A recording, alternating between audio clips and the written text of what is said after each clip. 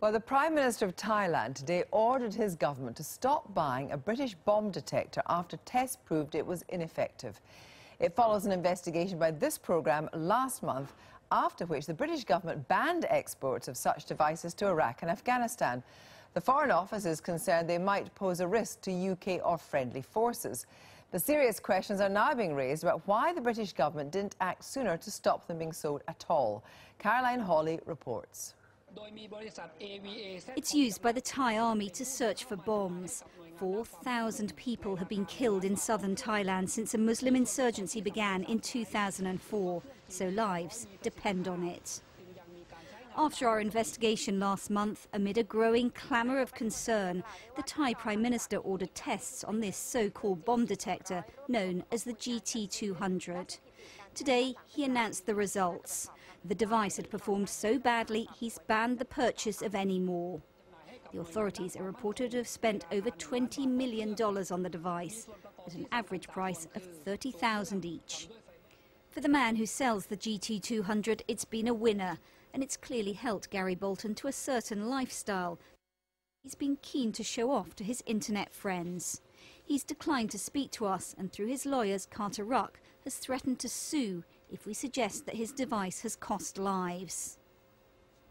This is the GT200 in the hands of an expert. Sidney Alford is a leading authority on explosives, and last month he took one of the devices apart for us.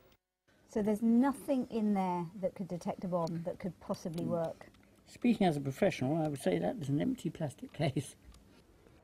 Newsnight's learned that Gary Bolton tried to sell an almost identical, now discredited device called the Mole to the British authorities. In 2002, it was tested for use as a drug detector at Heathrow, but it failed to find a sample of cocaine from less than a metre away.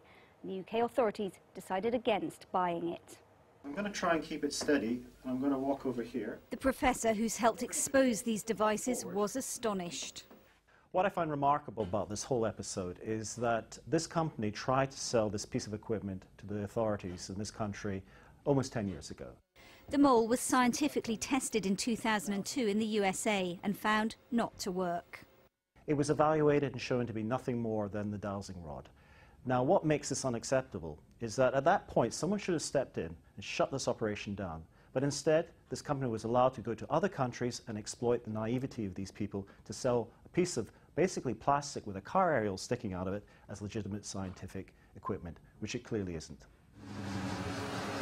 So when did the British authorities become aware of concerns about so-called bomb detectors like the GT200 and the similar ADE 651, widely sold to Iraq? We've seen an internal email from 2005 to Customs, which refers to the ADE 651 as sounding like witchcraft.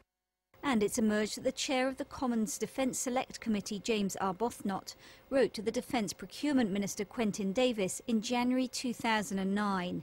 He expressed concerns about the way the GT200 was being marketed, with suggestions it was backed by the British military.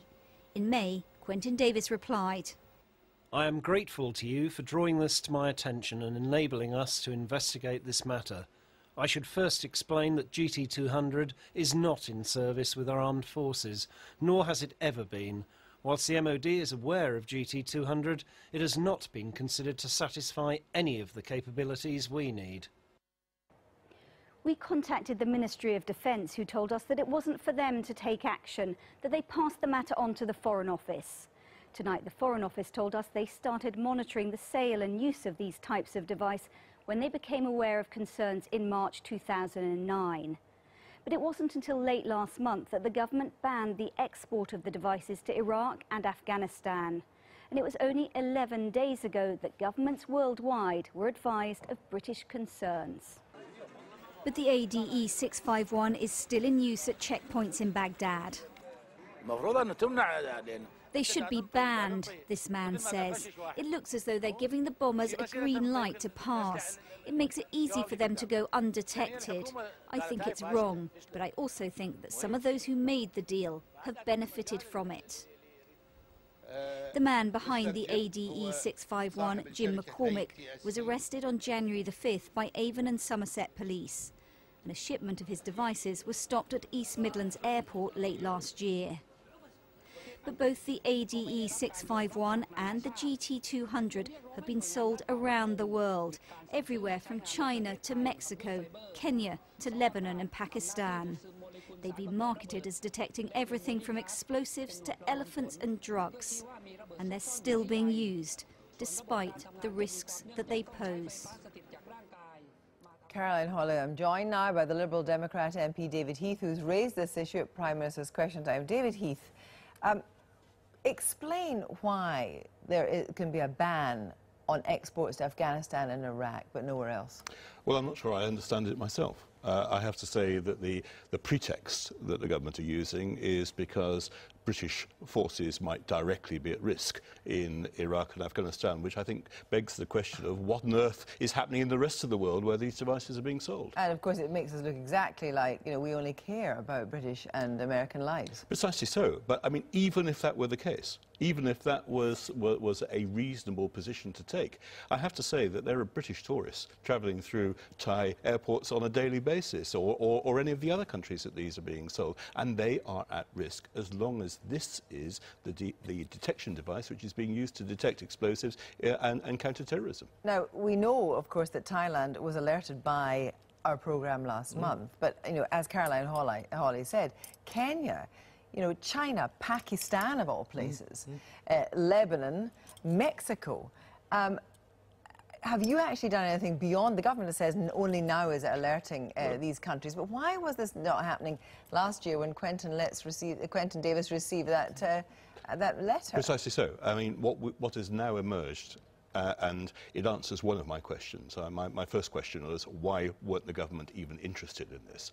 And we now know that the Ministry of Defence actually knew from January 2009. We know that the Foreign and Commonwealth Office knew from March 2009. It seems as though nobody told the business department, who are actually responsible for licensing exports, until your programme came out, and then they put in the export ban. But it really does raise, I think, serious questions about why people were so incurious about a device which purportedly was providing protection both for civilians in those countries, but also for British forces, why nothing was done to try to stop this at the earliest opportunity, and why other countries were not warned that these devices were quite apparently useless in protecting the public. So what do you say to people that say, well, actually all you're doing is stifling British exports? Oh, come on. I mean, yes, we want to promote British exports, but we don't want people to be given bomb detectors that don't work in the present climate around the world. I mean, this is outrageous, isn't it? So what are you going to do about it? Well, I'm going to keep on asking questions. I'm going to keep on asking questions until I get some answers. And I have to say, I just do not accept the argument that the present arrangements for export controls can only work as far as Iraq and Afghanistan is concerned. You know, these are what I would term dual-use exports. They have a military function as well as a civil function. I would have expected them to be within the export control apparatus already. Because the export control apparatus only exists for military function. Military or dual use. Or dual use. So as long as there's dual use, you say, can say actually there could be a complete export ban. I think there could be. That's the question I want to ask, and I want the government to explain why one department is not talking to another department, and why none of them apparently saw that there was both a practical reason for warning other governments and a moral reason for doing so as well. David Heath, thank you very much.